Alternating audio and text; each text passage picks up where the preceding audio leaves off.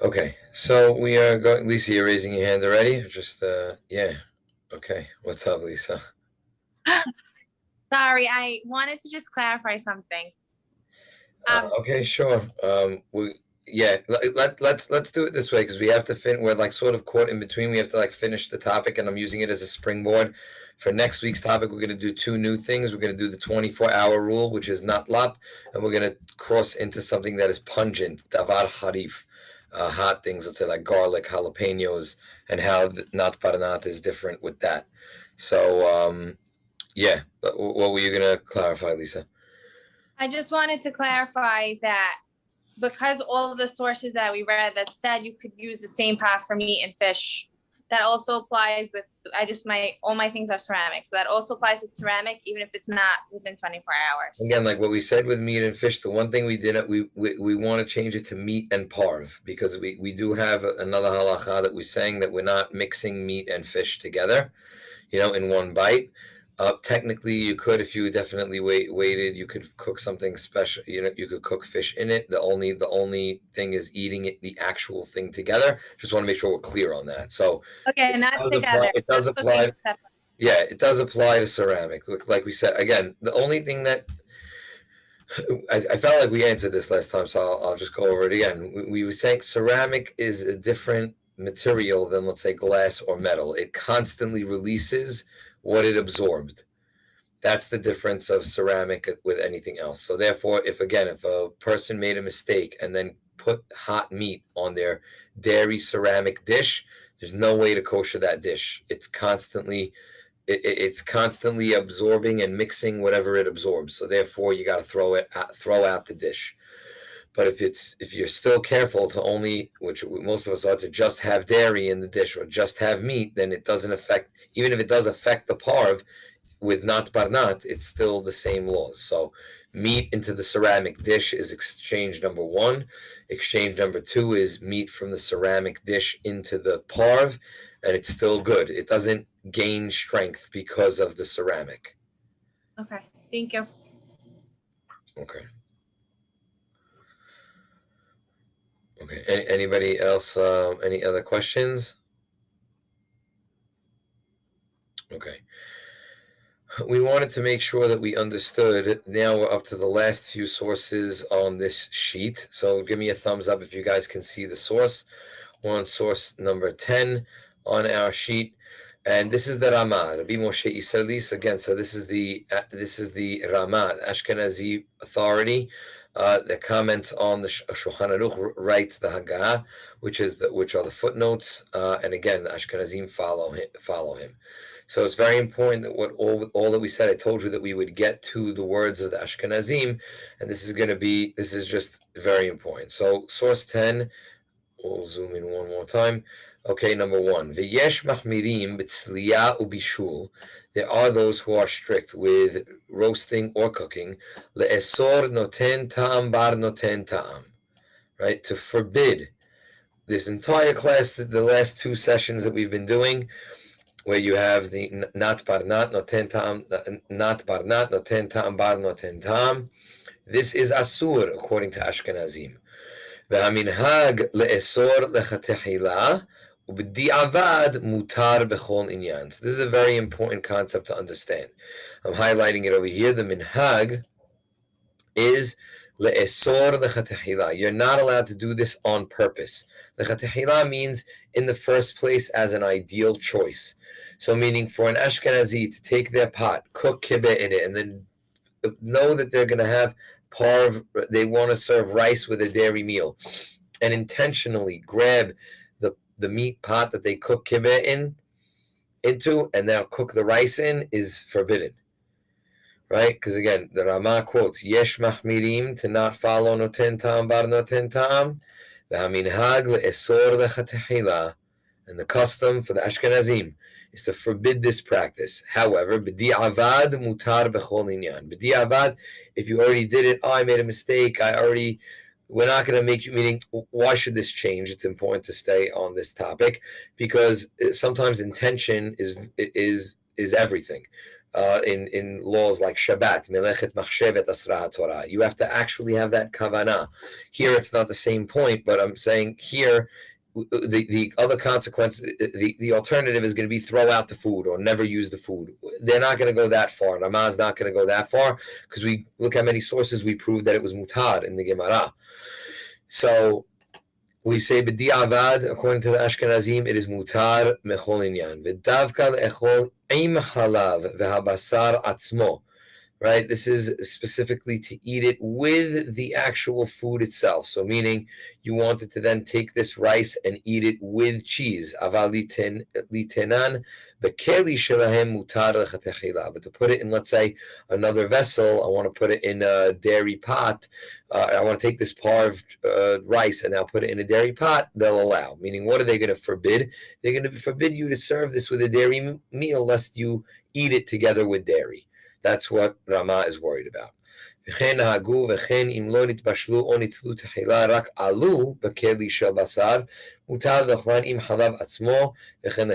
you remember all the way up, we'll scroll all the way up. We just, as in Toastmasters, we say, we blew this a kiss. Source number one, we said, Dagim she'alu ba'ke'ara. We said, what does alu mean? Does alu mean actually cooked in it, or the vessel was hot and then I cooked something in it? So meaning, I took fish and there was this hot pot, right? There was this hot pot that I actually placed it. The pot itself is hot, and then I put this dagim in this hot pot, but I didn't cook it there. I cooked it in a regular pot, the fish, and now when I'm keeping it warm in an already heated up meat pot. But I didn't do the actual cooking in the meat pot. Some authorities say that that's what alu means. We disagreed.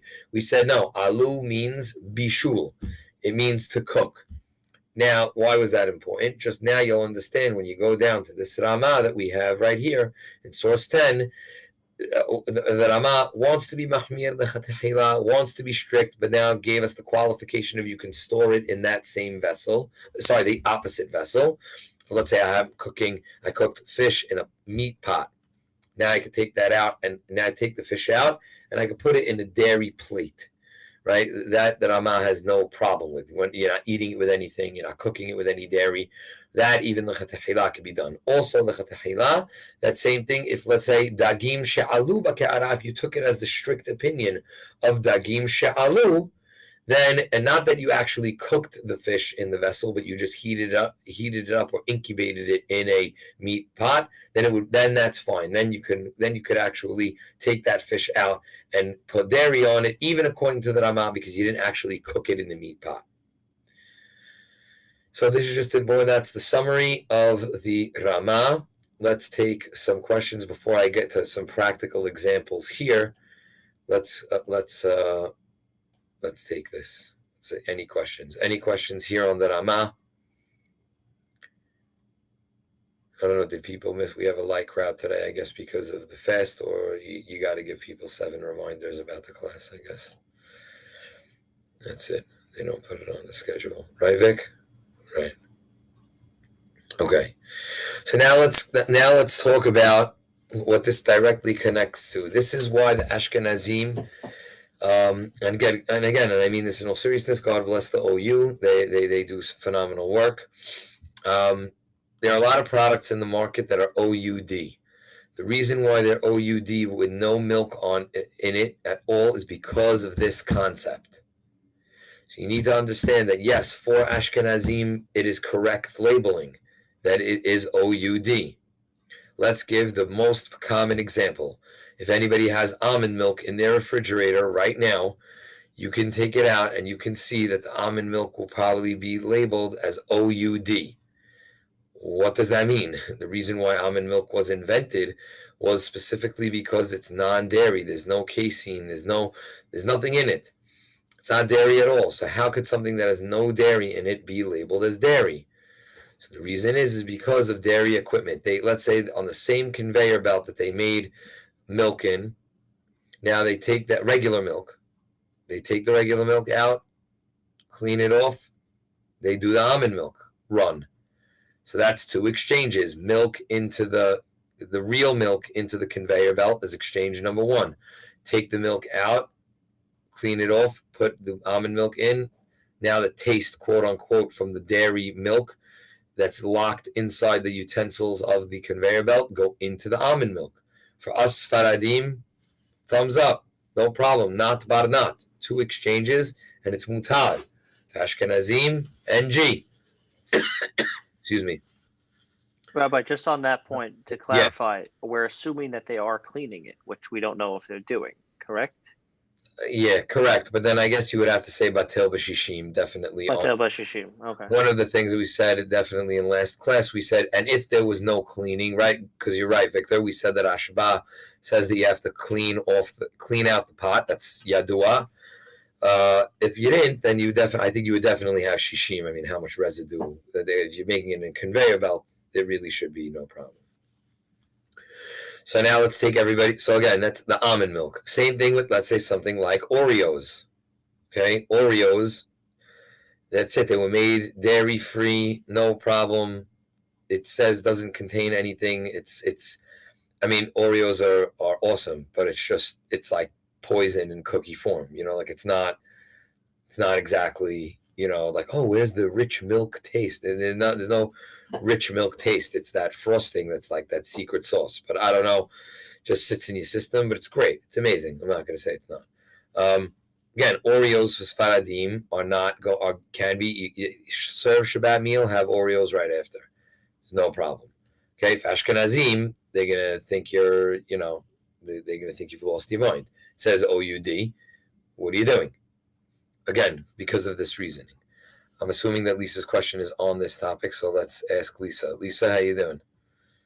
Good. So my question is, like, it might be, I don't know, it's just a question, but how would I know, let's say, if it's really OUD dairy or if it's really OUD parve? Like, again, you're going to always consult the rabbi, but again, you usually now in America, it's very strict with allergen information. It must say contains milk.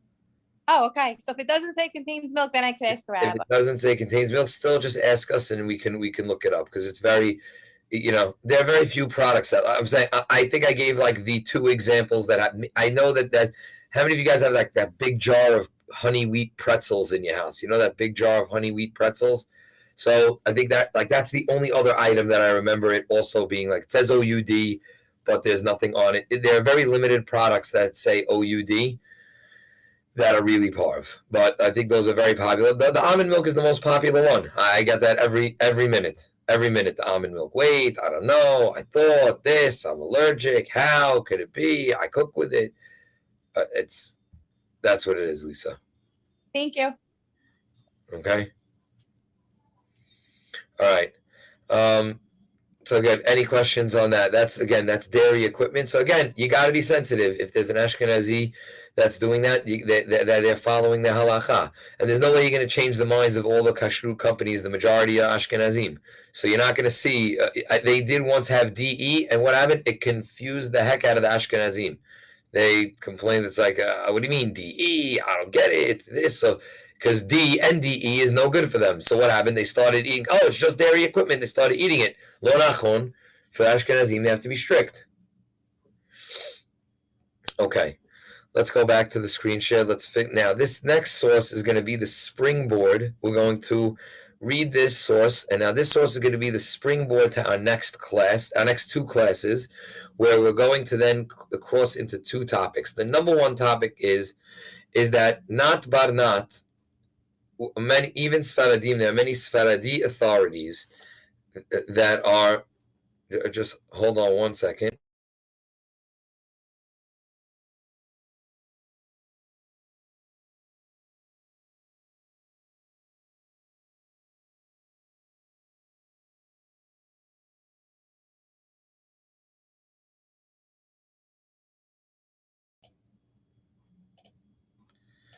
Sorry, I'm back. Right.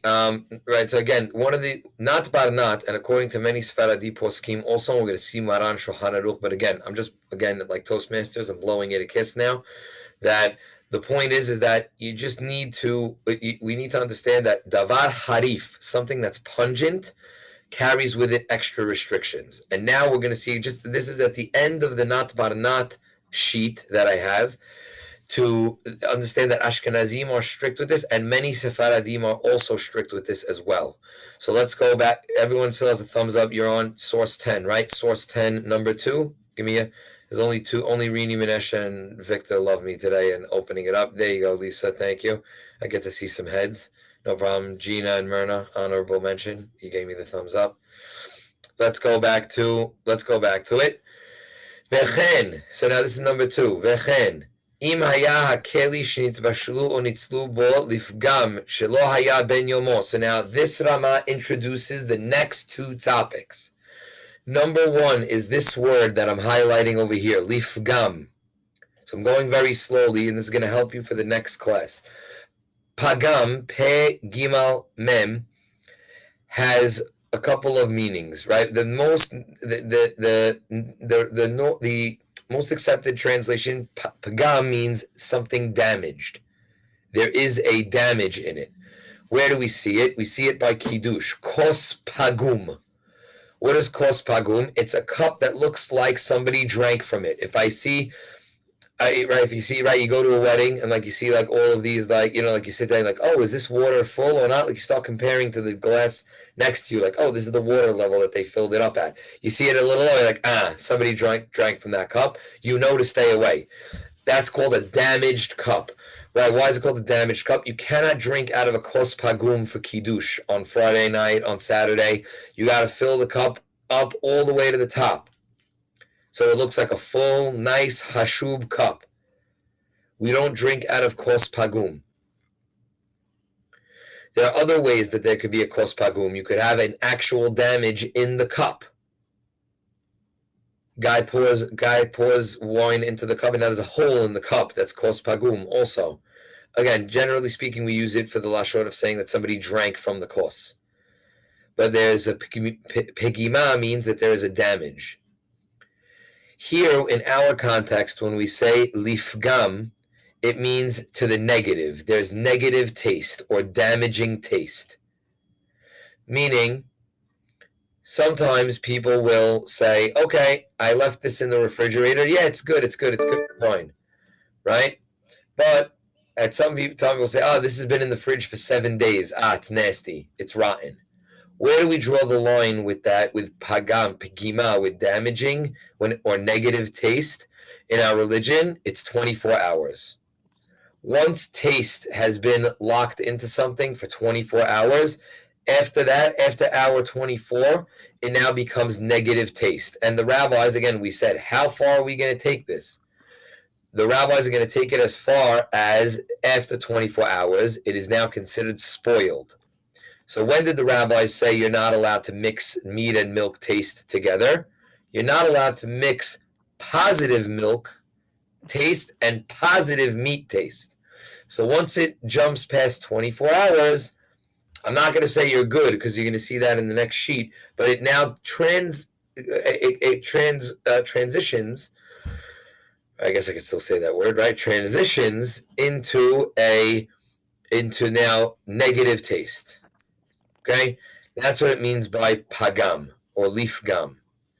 So now here, what Rama is trying to say is that if the vessel that you cooked in or you roasted in had negative taste, shelo haya ben yomo, it was this meat pot that you cooked the pasta in. The last time you used this pot was over 24 hours ago. It was 2 weeks ago. Even Ashkenazim say nohagim heter lechatechila leochlan im hamin hasheni. The Ashkenazim are going to allow this to happen, to eat it with the second mean. Okay? So meaning not barnat can be on for Ashkenazim as long as the vessel was not used within 24 hours for the meat. So, let's do a little scenario. I take my kibbeh pot and I cook kibbeh in it on Friday afternoon. I take out the kibbeh, like Victor said, and I make sure I rinse it. Now I want to cook pasta in it. Ashkenazim say absolutely not. Not lechatechila, that's not the minhag, can't do it. You did it by accident, fine.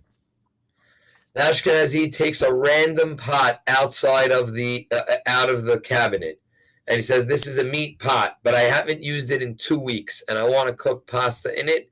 And then they want to serve the pasta with dairy. Can you?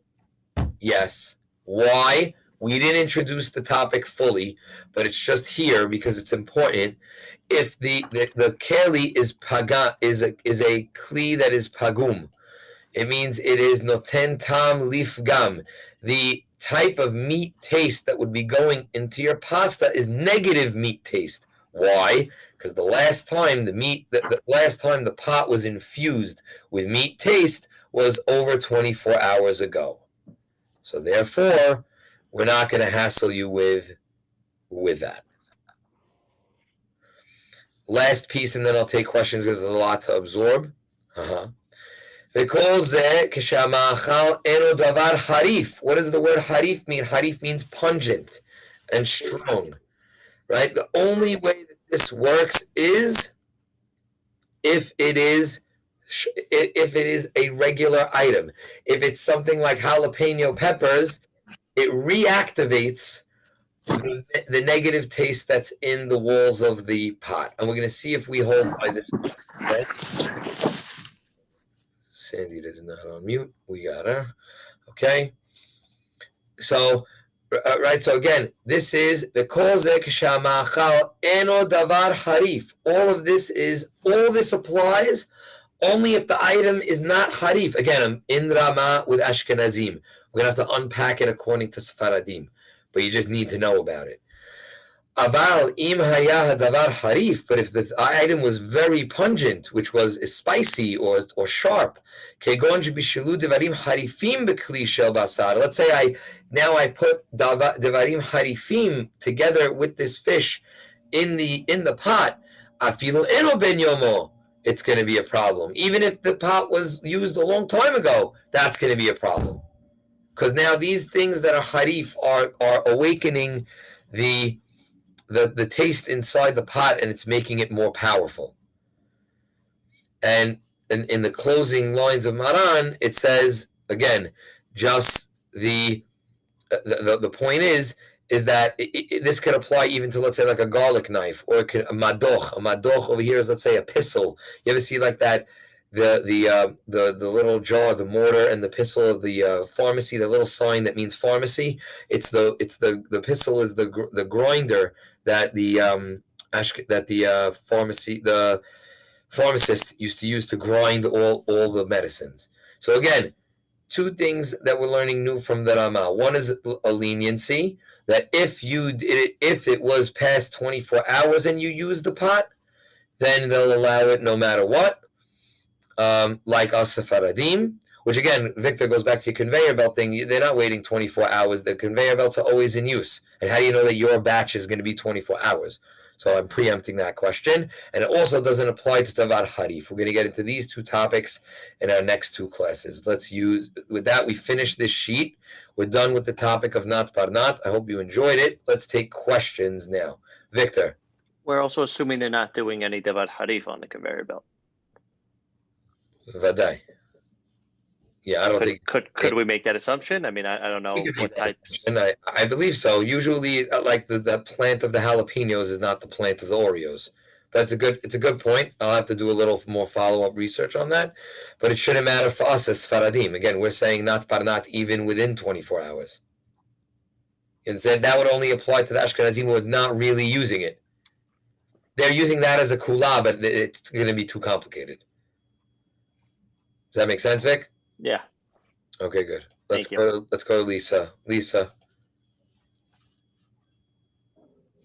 So we just learned the Ashkenazim laws. Like we have an Nat Parnat right now, and we just learned this just to be we just learned that Nat Parnat is good for us, but we did two Ashkenazi laws today.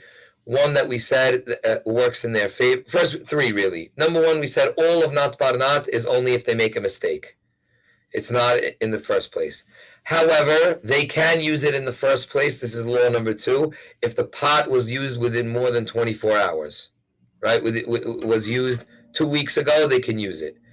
Number Got it. 3, this only applies if it was something that was regular food, but something that's harif, it reactivates it. They don't care about the 24 hours thing if it's a harif. We're going to get to our laws also. Some agree with Ashkenazim, some not. We're going to have to unpack it. Thank you. Okay, I think that was a good summary. Any other questions before we leave the topic of not bar not? I think it was very important. I think everyone is learning a lot about it from the kitchen. Anything else?